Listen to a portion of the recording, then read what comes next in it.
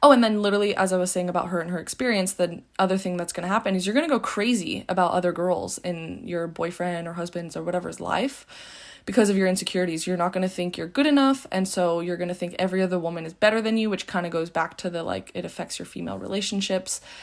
And that should not be happening. I think it's probably a little healthy if you feel maybe some sort of pinch or like sting sometimes, but like maddening, like going crazy, full breakdowns over like your boyfriend or whatever having an interaction like with the waitress, like they're exchanging like the check or something, and like you can't handle that, like very benign like things. That's a problem. And that's where I think that women should not be dating until they're fully confident. That is a hot take of mine, but whatever. And so, yeah, and I don't think that's going to be good for you. I mean, you're not going to treat other women well. You're not going to treat them with respect. And it all comes down to you having your own self-respect. I really believe that if you have self-respect, then you're probably going to treat others with more respect.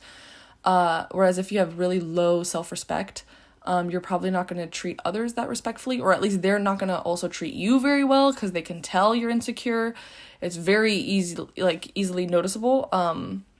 And I don't know, I noticed that about people, like when they see that they like someone's insecure or kind of like self-conscious, like it provides this like energy and almost invitation for people to like beat that down, which is awful, and I don't believe in that. But I don't want you to experience that where, you know, you are going to really affect other women's lives by being like crazy and accusing them or thinking that, you know, your boyfriend wants these other women. It's like, oh my gosh. And if you do, okay, and then here we go. If you do have a boyfriend who, let's say is doing that, the reaction should not be to have a full meltdown and go absolutely bonkers.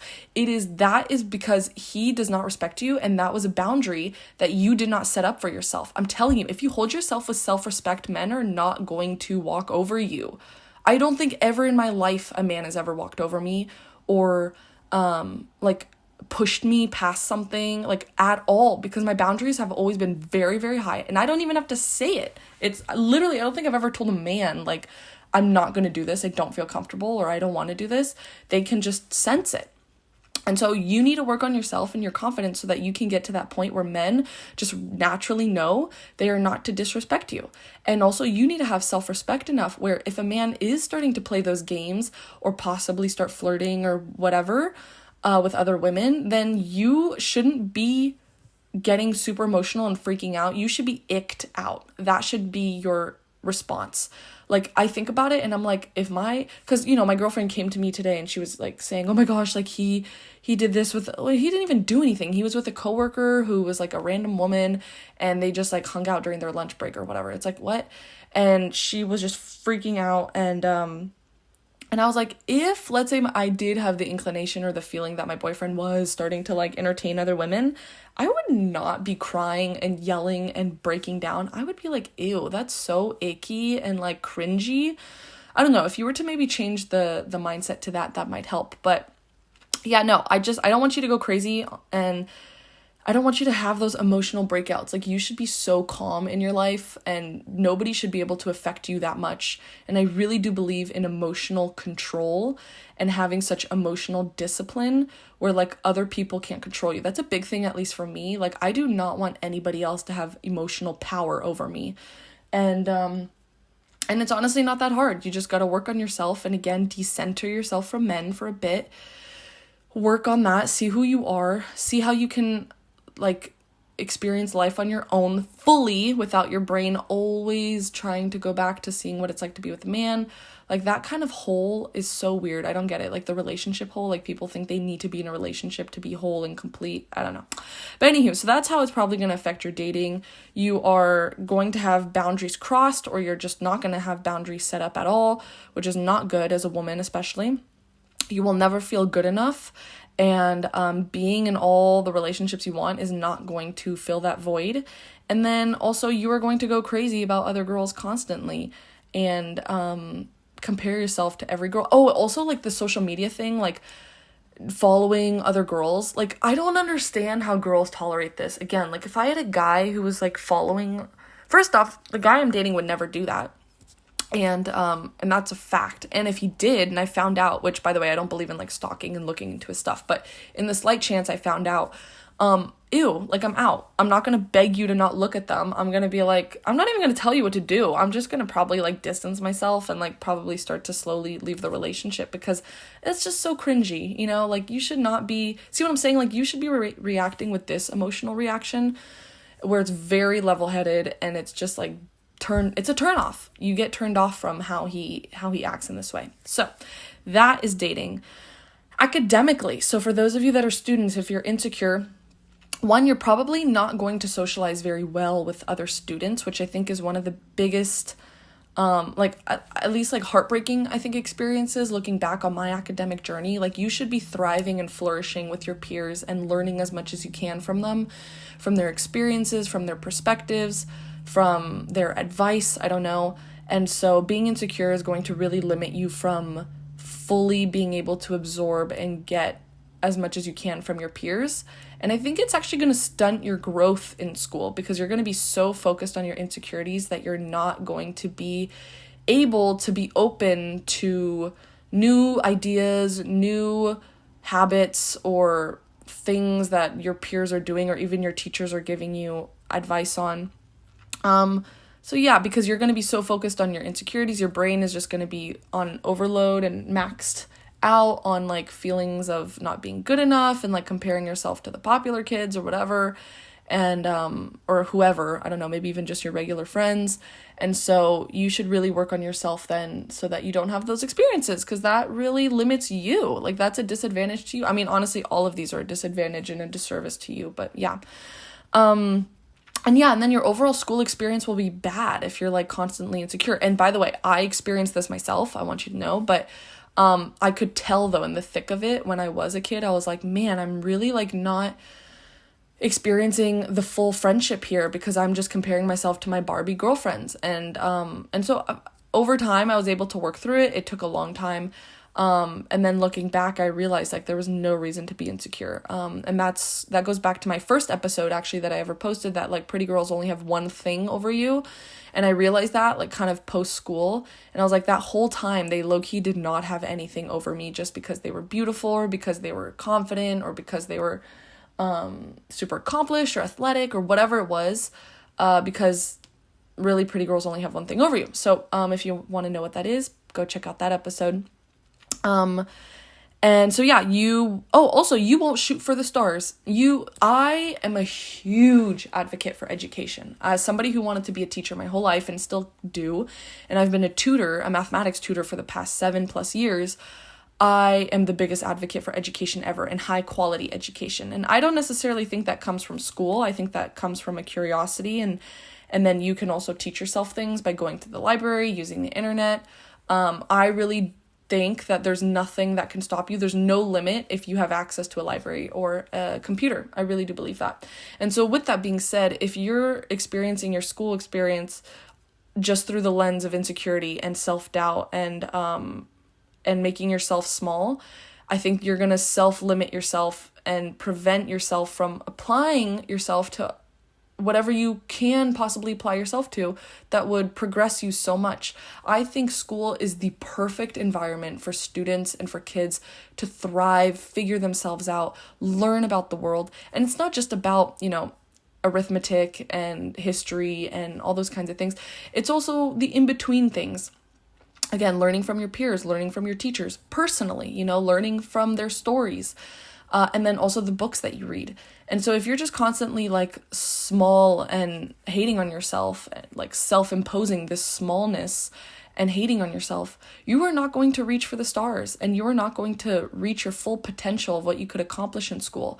Because when I was in school, like the amount of like startups and like things I was doing, all the side projects, all the people I was meeting, I like created like a millionaire inner circle, which was crazy, because I was like, what do all these millionaires want from me? In my early 20s, and here they are like asking me for advice, and I'm like, what?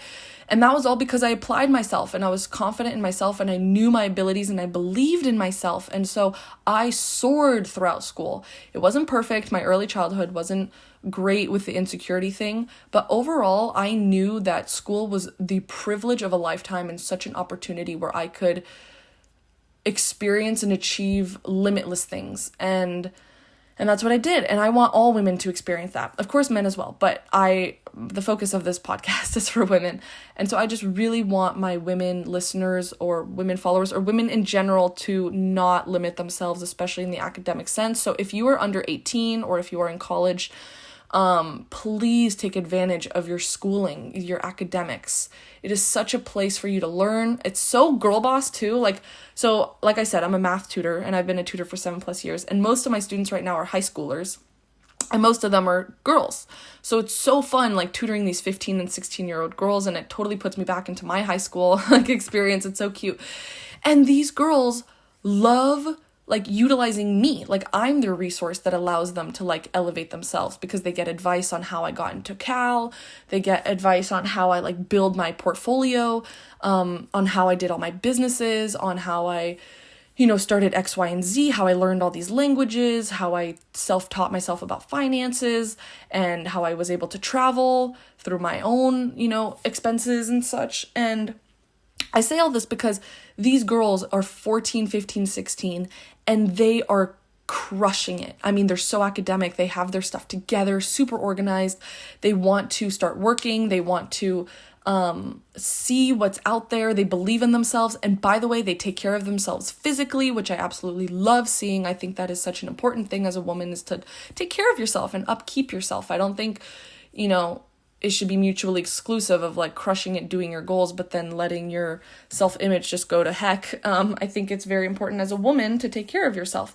And so I just love seeing these young women thrive. They're already on the path, and I love being the mentor and guide for them. And I'm not trying to toot my own horn, but I'm just trying to say, if you are in high school, maybe look for girls in their 20s who are crushing it, or even women in their 30s or something. Or just look online. I'm telling you, if you have the internet at your disposal, which I'm assuming you do if you're listening to this, then go only surround yourself with content that is uplifting, that is girl bossing, that is just inspiring you to be the best version of yourself. Your early years are your most fundamental developmental years. Do not let them go to waste because of your insecurities. Okay, and then about work. If you're a working girly, if you have insecurities, you are probably going to short sell yourself a lot. You are not going to ask for raises. You are not going to accurately ask for your rate, if that makes sense. If your skills and your experience and everything about you is worth $70,000, but your employer or the possible employer sees that you are a bit insecure, they might short sell you and be 65, 60. And if you're insecure, you're going to go for that because you think, oh, I'm so blessed to at least get this job. But no, if you're confident and you know your worth, and professionally and also personally, you are not going to settle for anything less than what you worked so hard to achieve. That was the whole point of all your hard work. Unless, of course, you're strategic and there's a reason for it. But I'm saying if you're operating out of your insecurity, then that's a big no-no. And then you will also take bad behavior from your employers or from your peers and colleagues. And I'll give you a little story. So when I graduated, I graduated in May. I went to Europe for 2 months. It was fun. But while I was in Europe, I saw this posting to be an executive assistant. And so I was talking to this lady, and she was hiring an executive assistant for herself. And I talked to her, applied, and she really liked me. And she was willing to wait until I came back from Europe to start, which was crazy because there were a lot of different applicants. And she wanted to short sell me. And at first I was like, no, I'm not going to do that. However, I was a bit strategic, and I was like, okay, maybe I'll take the pay cut because this means that on my resume, I can say I was an executive assistant. So I'm like, I'll take it. It's a trade-off, but it still levels out. The commute is nothing, so it's perfect. Anywho, I knew immediately that this woman had anger issues. And it didn't take long for it to blow up. And I think it borderline would have gotten physical this one day. I'm not even kidding. And this was 2 weeks ago, actually. And I was like, man, so she blew up, and it was this huge episode. She had an episode on me, and I immediately got up, I left, and I quit. I was like, I'm not dealing with that. I'm not dealing with somebody who probably has insecurities and is projecting her insecurities and her inadequacies on me by having such an emotional reaction to nothing. Which again, if you are confident and sure of yourself, you are going to have so much emotional control. So yeah, she blew up on me. I was as calm, cool, collected as a clam, and I just left. And I don't tolerate bad behavior for anybody, not from family, not from friends, not from peers, not from teachers, nobody. It's a huge thing for me. And so when you're confident, I want you to experience that as well. Okay, then now I think those are kind of like the overarching themes of somebody's life are your female friendships, your dating relationships, your academics, and your work. Now, if you're confident, you are going to see how in all areas of your life you are going to thrive beyond imagine. And I kind of want to challenge women. By the way, I don't have much time to actually talk about what it's going to look like when you are confident. So maybe I'll do that in a different episode if you want. Let me know down below. But when you are confident, your whole life experience is just going to turn over on its head. And you're literally going to look back and you're going to be like, really? I was insecure about that little thing that literally doesn't mean anything. I really was beating myself down over my nose, like about like skin and cartilage and whatever. I was really tolerating that kind of behavior from my boyfriend at the time. I really let my boss do that to me. I really didn't utilize, school to my best ability. Like what a sad experience. But when you're in the thick of the insecurity experience, it's hard to kind of see it. So you need to get yourself out. So this is how you do it, or at least this is how I did it to become confident. I mean, I've always been very self-assured, but I was very insecure about my looks. And that for some reason dragged me down and just, again, trickled into many different areas that it had no business doing, but whatever. Number one, and I know so many women are going to fight me on this, but fight me, which is get off social media. Get off social media right now. The girlfriend I'm telling you about, who I did the story in the beginning, where she had to freak out about her boyfriend literally just talking with a coworker, I've been telling her from the beginning, get off social media, because I got off of it when I was 16 because I did Lent, and that was the thing I got rid of, and then I just never went back. So that was my purge for Lent. And I really think, so from 16 to 22, I really was off social media. And I really do think that is what allowed me to exponentially grow and flourish in my schooling and in my personal life and in my, not even romantic endeavors, because I never dated, like I said, but at least I learned a lot from men in a platonic way, and that was very interesting. And so I flourished understanding men, how they operate, how I can maybe be the best partner, I guess, later when I do date. But yeah, so you need to get off social media. It's a non-negotiable. So this girl has been yeah, I know I need to, but and I'm not even on it that much. And I'm like, girl, you're on it for 2 hours a day or whatever. That is not okay. I really do believe you should have maybe an hour of social media a week. And that's mainly Instagram, TikTok, stuff like that. YouTube maybe, because it's less scrolly and it's I don't know. I just really believe that Instagram and TikTok, you need to be very careful and get off of it and try it. Literally try it. And just do it for a week. Do it for a month. What do you have to lose? Because I was thinking when I was getting off social media, I'm like, oh, all my followers and all my people are going to reach out to me and they're going to miss me. No, nothing came through. Nobody was dying or urgently needing me. And if they did, all those people low-key had my number. So I was like, what the heck? So that was so easy. So I went back to my, I still had my account. But then after a while, I was like, I don't even use it anymore. I don't want to feel this pull I have to report to my life to people. And so I stopped. And so I also removed 99% of my followers. The only followers and following that I have are people in Europe that I'm connected to, friends, and that's the only way. But even then, I pretty much only connect them when I'm in Europe for the summer. But anywho, all of this is to say, get off social media. Get off for your sake. You think that you're helping yourself by staying on, or you can justify it. Okay, girl, limit yourself. Okay, girl, stay in that insecurity mindset. Okay, girl, don't want to grow. Don't flourish. Don't experience a confident experience.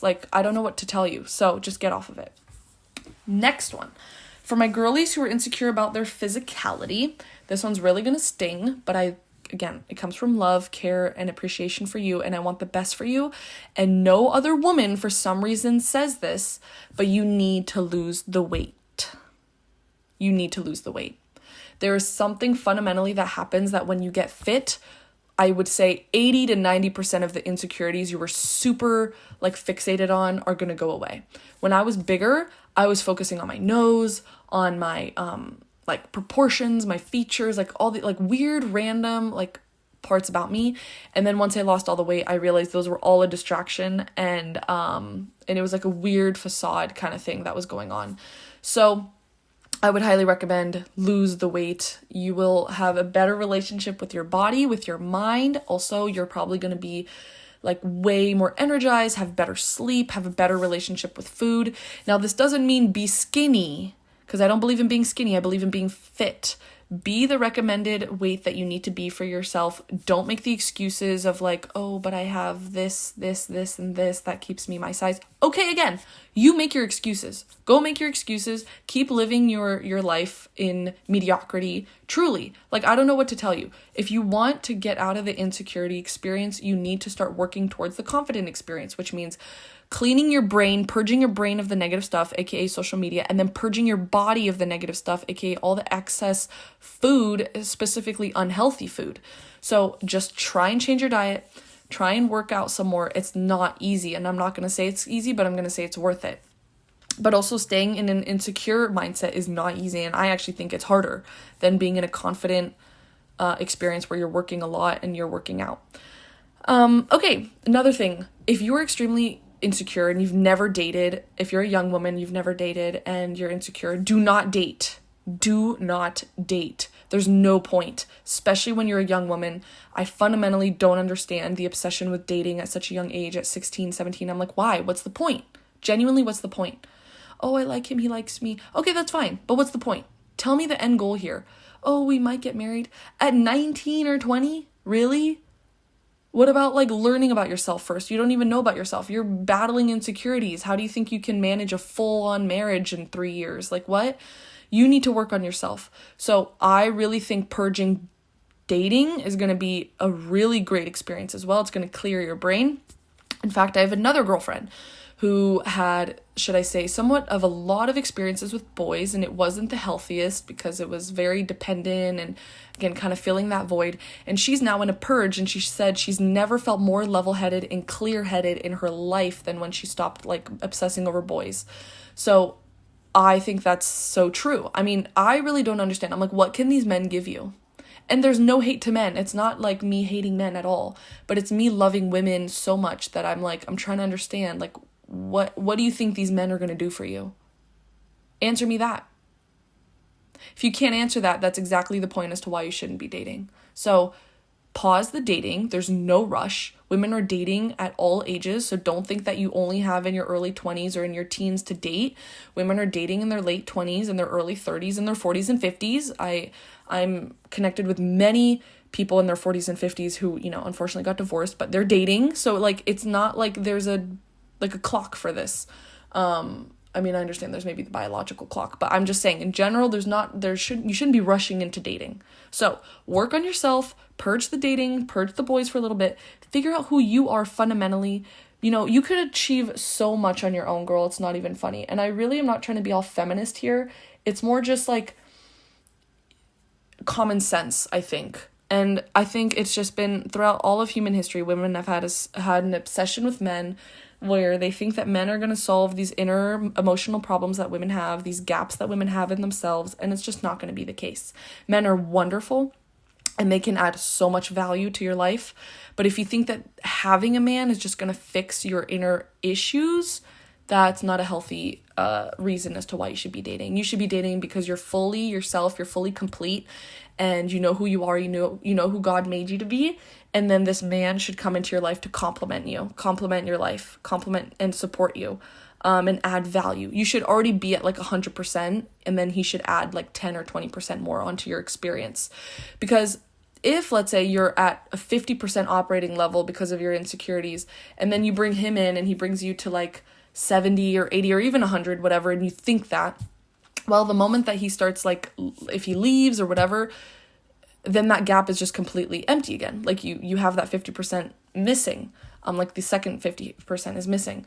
and you're going to go back to feeling very low, and then you're going to think that a man is going to have to fill in that extra percentage again. When if you just worked on yourself and filled up that percentage yourself and made yourself 100% complete, you will realize then that you would not be dealing with mediocre men, and you wouldn't tolerate any of those bad things that we talked about. Okay. And then, yeah, really the last thing is you need to decenter your life from men. Again, there's no hate to men. I love men. I have many men in my life. I have many male friends. I grew up with many wonderful, wonderful men. I have 3 uncles. I have my dad, my brother are amazing men. And I got very blessed that I came from such a solid foundation where my mom also was just not, she could care less about men. I mean, she loves my dad, don't get me wrong, and they have a really sweet, loving relationship. But I mean, like, when she was dating, she just was never centered around men. So I had that, like, role model, which is great. But all of this is to say, when you decenter your life from men, you will really start to see who you are, and not who you are through the lens of a man, or who you are in the shadow of, like, a man. And again, this is all coming from love, truly. I know it might sound harsh, but I don't think being super gentle and soft about this topic is really going to solve it. So this is the insecurity versus confidence epidemic, or confidence epidemic. I really want to help women be their best selves. I want you to flourish. I want you to see what potential you have and fulfill that potential. And yeah, I just want to see you bloom. And I want you to shine and see who you are fundamentally, without all these external things making you feel bad about yourself, because there's no need to. We should not be giving other people and other things so much power over our brain, over our hearts, over our souls. So yeah, if you want to talk more about this, please let me know in the comments down below. I would love to keep going and possibly extract more advice that I could give to you guys, because it's just been such a peaceful, nice experience, like not being insecure anymore. And I really don't think I'm going to go back, which is great. So I just want that for every woman. I want every woman to experience what I'm experiencing, and it's like the best thing ever. So yeah. But anywho, thank you so much for listening. If you did, I am praying for you. I hope you're having a blessed day. God bless.